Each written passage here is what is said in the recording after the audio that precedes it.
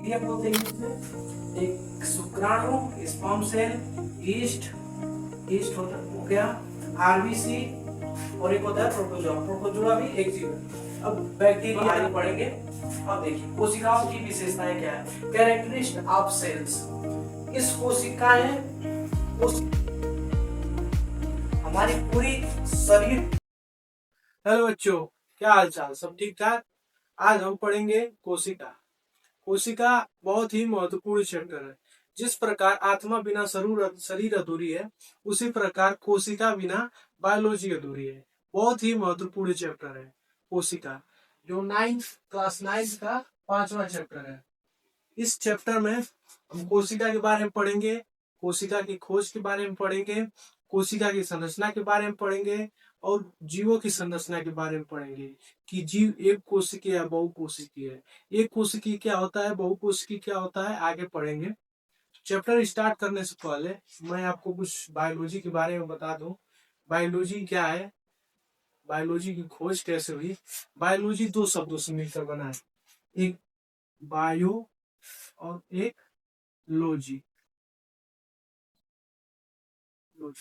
Bio का अर्थ है जीव और लॉजी का अर्थ है अध्ययन। अध्ययन यानी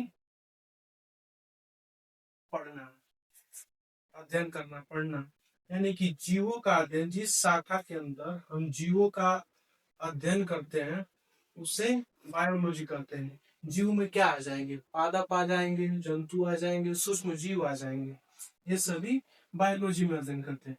बायोलॉजी की खोज किसने किया था, अरस्तु ने। अरस्तु ने बायोलॉजी के बारे में बताया था। तो चलिए चैप्टर स्टार्ट करते हैं। सबसे पहले कोशिका। कोशिका सेल। सेल वो केमिस्ट्री वाला सेल नहीं है, इस कोशिका को सेल कहते हैं। एक प्रॉपर डिफिनीशन है, कोशिका जीवन की संरचनात्मक एवं क्रियात्मक इकाई कहलाती है। अब समझिए संरचनात्मक इकाई क्या कहलाती है। जिस प्रकार एक दीवार को बनाने के लिए ईंटों की जरूरत पड़ती है, जैसे ये दीवार होती है, इस दीवार की ये ईंटें हो गई, तो इस दीवार की संरचना ये एक ईंट मिलकर बना रही है, ये एक एक ईंट मिलकर बना रही है। उसी प्रकार इस पूरी संरचना, इस पूरे शरीर की संरचना बनाने के लिए इस कोशिका की जरूरत पड़ती है। इसीलिए जीवन की संरचनात्मक इकाई कोशिका को कहा गया। अब आते हैं क्रियात्मक इकाई को कहा गया है। क्रियात्मक इसका इंग्लिश होगा फंक्शनल यूनिट।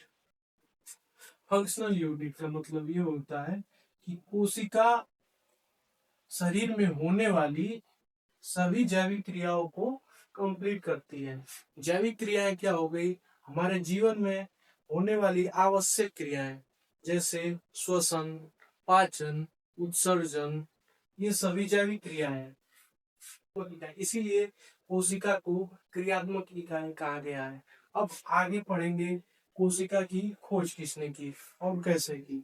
सन 1665 ईस्वी में एक भौतिक वैज्ञानिक रॉबर्ट हुक ने एक सूक्ष्मदर्शी को मॉडिफाई किया, और जब मॉडिफाई करेंगे तो उसका प्रयोग भी करेंगे, जाहिर सी बात है। तो उन्होंने ओक प्लांट, ओक एक पादप है, ओक प्लांट की एक छाल ली। उस छाल को जब सूक्ष्मदर्शी से देखा, अपने द्वारा मॉडिफाई सूक्ष्मदर्शी से देखा, तो उनको एक संरचना दिखाई दी जो बिल्कुल मधुमक्खी के छत्ते की संरचना की जैसी थी। मधुमक्खी की संरचना लाइक दिस।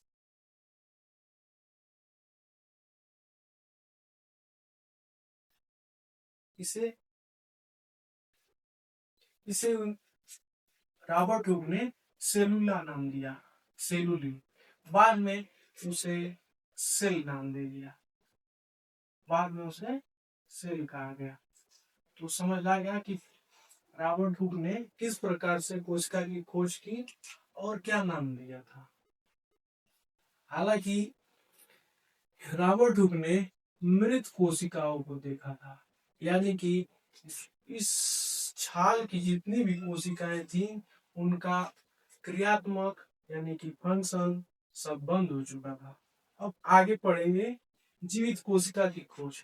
जीवित कोशिका की खोज किसने की? सन 1900 नहीं, सन 1674 ईस्वी में एक वैज्ञानिक एंटोन ल्यूवेनहॉक, इन्होंने 5 जीवित कोशिकाओं की खोज की। वो 5 जीवित कोशिकाएं कौन कौन सी हैं? एक है जीवाणु, बैक्टीरिया बोलते हैं इसमें, एक शुक्राणु, स्पर्म सेल, ईस्ट, ईस्ट हो गया, आरबीसी, और एक होता है प्रोटोजोआ। प्रोटोजोआ भी एक जीव है। अब bacteria, sperm, east, RBC, protozoa आगे बढ़ेंगे। अब देखिए कोशिकाओं की विशेषताएं क्या है। कैरेक्टरिस्टिक ऑफ सेल्स, इस कोशिकाओं में स्वतंत्र रूप से लिखा गया है, कोशिकाओं में स्वतंत्र रूप से गुणन करने की क्षमता होती है। अब गुणन करने की क्षमता होने का क्या मतलब है? अगर कहीं आपके शरीर पर कट लग जाए तो कुछ दिन बाद वो त्वचा, अगर किसी शरीर की त्वचा में मान लीजिए अगर ये हाथ पर कट लग जाए तो कुछ दिन बाद ये हाथ स्वयं से ही रिपेयर हो जाएगी, यानी कि नई नई स्किन आ जाएगी। तो वो स्किन कोशिकाओं के गुणन के कारण आती है। गुणन यानी कि मल्टीप्लीकेशन, जैसे 1 से 2 हो गई, फिर 2 से 4 हो गई, फिर 4 से 2 से फिर अलग अलग बनेंगी। इसी प्रकार मल्टीप्लाई होता है। इनके पास यानी ये कोशिकाओं के पास आनुवांशिक सूचनाएं होती हैं। अब समझिए आनुवांशिक सूचनाएं क्या होती हैं। आनुवांशिक सूचनाओं का क्या अर्थ है कि एक कोशिका में कोई सेल, मान लीजिए इस स्पर्म सेल ले लिए, स्पर्म सेल, स्पर्म सेल। अब स्पर्म सेल के पास हमारी पूरी शरीर को बनाने, शरीर की बनाने के लिए जितनी भी इंफॉर्मेशन की जरूरत होती है कि हाथ का रंग कैसा होगा, हाथ कैसा होगा, आंखों का रंग कैसा होगा, बालों का रंग कैसा होगा, हाथ की लंबाई कितनी होगी, शरीर की लंबाई कितनी होगी, इन सारी सूचना, ये सारी सूचनाएं स्पर्म सेल में होती है। हालांकि स्पर्म सेल भी एक सेल है, तो सेल की विशेषताएं क्या होगी? आनुवांशिक सूचनाएं भी प्रेजेंट होती हैं, स्वतंत्र रूप से गुणन भी करने की क्षमता होती है। और समझिए आगे क्या लिखा है। जीवन के लिए सभी आवश्यक प्रक्रिया पूर्ण कर सकती है।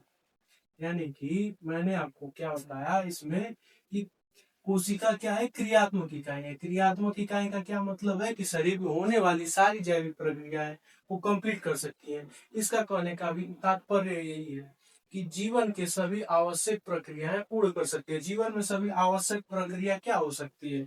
एक श्वसन हो सकती है, पाचन हो सकती है, जो ये बहुत जरूरी है, उत्सर्जन हो सकता है। ये सभी क्रियाएं कोशिका कर सकती हैं। इसीलिए जीवन के लिए सभी आवश्यक प्रक्रियाएं पूर्ण कर सकती है। क्या कौन कर सकती है? कोशिका कर सकती है। अब आगे बढ़ेंगे। विभिन्न जीवों में कोशिकीय संगठन, यानी कि इंग्लिश बोलेंगे cellular composition in different organism.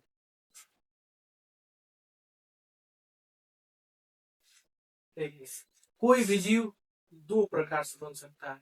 एक एक कोशिका सिंगल सेल से, एक बहुत सारी कोशिकाएं यानी कि सेल्स मिलकर एक पूरी बॉडी का निर्माण करते हैं।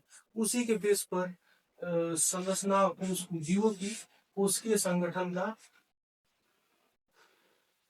जीवों में कोशिकीय संगठन बनाया गया। जैसे एक कोशिकीय जीव यानी कि यूनिसेलुलर ऑर्गेनिज्म, इसका क्या लिखा है? संपूर्ण जीव एक कोशिका का बना होता है। यानी कि कोई एक कोशिका, एक मान लीजिए एक कोशिका, नहीं नहीं, ये एक कोशिका केवल एक cell, single cell, single cell सारी, एक कोशिका ही एक संपूर्ण जीव है, कंप्लीट ऑर्गेनिज्म है। समझ रहे हैं? एक सिंगल सेल कंप्लीट एक ऑर्गेनिज्म है। इस ऑर्गेनिज्म को कौन कौन सी जरूरत हो सकती है? पाचन का, श्वसन का, उत्सर्जन का। ये सिंगल सेल, ये एक ही सेल ये सभी जैविक क्रियाओं को कंप्लीट कर सकती है। यानी कि इन सभी जैविक क्रियाओं को कंप्लीट करने के लिए अन्य किसी और कोशिका की जरूरत नहीं पड़ेगी, एक सिंगल सेल ही सारी जैविक क्रियाओं को कंप्लीट कर देगा। ऐसे उदाहरण है अमीबा। अमीबा एक, इसका कोई आकार फिक्स्ड नहीं होता है, अनिश्चित आकार होता है इसका। ये एक अकेली अमीबा ही एक कोशिका है। इन्हें हम ऐसे नग्न आंखों से नहीं देख सकते, इसे देखने के लिए सूक्ष्मदर्शी की जरूरत पड़ती है, माइक्रोस्कोप की। इसी प्रकार पैरामीशियम है, बैक्टीरिया हो गया, ये सब यूनिसेलुलर के उदाहरण। अब आते हैं मल्टी सेलुलर जीव। मल्टी सेलुलर ऑर्गेनिज्म बहुकोशिकीय जीव, इसका क्या है, ये ठीक इसका विपरीत है। यानी कि बहुकोशिकीय जीव को बनाने के लिए बहुत सारी कोशिकाओं की जरूरत होती है। जिस प्रकार, जैसे देखिए क्या लिखा है, एक काय यानी कि बॉडी, एक काय बॉडी के लिए बहुत सारी कोशिकाओं की जरूरत पड़ती है। इस प्रकार एक कोशिका, जैसे एक कोशिका मिलकर पाचन, श्वसन, उत्सर्जन कंप्लीट कर देते हैं, वैसे ही बहुकोशिकीय जीवों में पाचन, उत्सर्जन, श्वसन, जनन, ये सभी जैविक क्रियाओं को कंप्लीट करने के लिए अलग अलग प्रकार की कोशिकाएं होती हैं। और इन सभी कोशिकाएं मिलकर, ये सभी कोशिकाएं मिलकर एक शरीर का निर्माण करती हैं। जैसे मानव शरीर हो गया, मानव शरीर में पाचन की भी आवश्यकता है, उत्सर्जन की भी आवश्यकता है, श्वसन की भी आवश्यकता है, ये सभी आवश्यक है। इन इन सभी को कंप्लीट करने के लिए बहुत सारी पाचन की कोशिकाएं अलग होगी, उत्सर्जन की कोशिकाएं अलग होगी, श्वसन की कोशिकाएं अलग होंगी। हमारा अगला टॉपिक है size and shape of cell, यानी कि कोशिका की आकार एवं आकृति। कोशिकाएं विभिन्न आकार की हो सकती हैं, आयताकार हो सकती हैं, गोलाकार हो सकती हैं, छायाकार हो सकती हैं। जैसे उदाहरण में ये तंत्रिका कोशिका, तंत्रिका कोशिका छड़ी, लंबा, छायाकार होती हैं। ये अंडाणु, अंडाणु यानी कि एक सेल, गोलाकार हो गई। आरबीसी यानी कि ये भी गोलाकार हो गई। अब अगला टॉपिक है कोशिका की संरचना।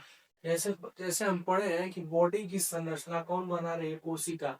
अब हम पढ़ेंगे कि कोशिका की संरचना कौन बना रही है। भाई साहब, शरीर की सबसे छोटी संरचना कोशिका, और कोशिका में भी छोटी छोटी संरचनाएं, हम उन्हें पढ़ेंगे। अब कोशिका की संरचना कैसे होती है, कोशिका की तीन प्रकार से उनकी संरचनाओं को तीन पार्ट में डिवाइड कर सकते हैं।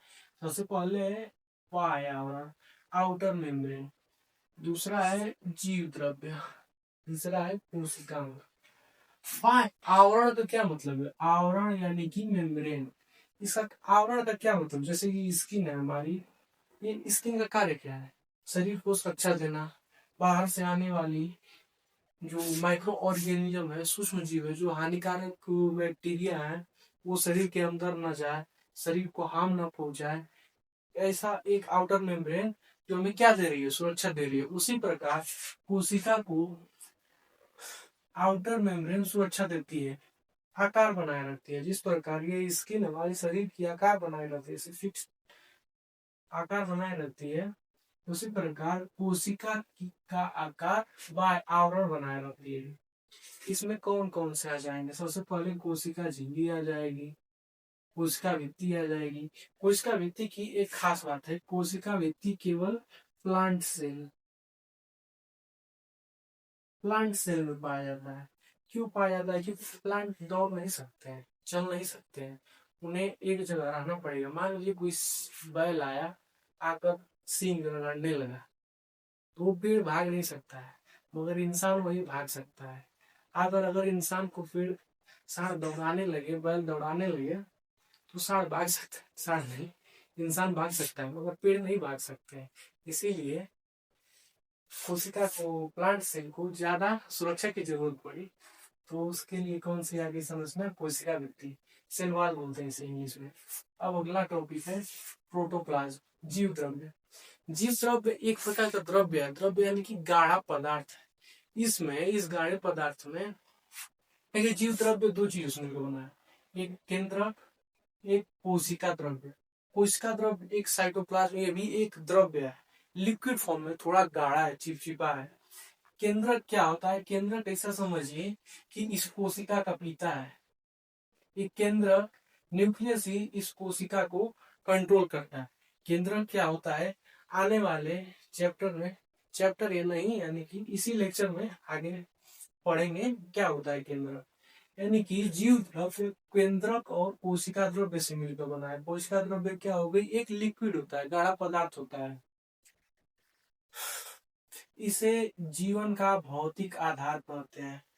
प्रोटोप्लाज्म से ही, अब सोचिए यहाँ बाप है, उसके उसके सहायक हैं कोशिका द्रव्य। कोशिका द्रव्य में ही ये सब कोशिकांग पाए जाते हैं।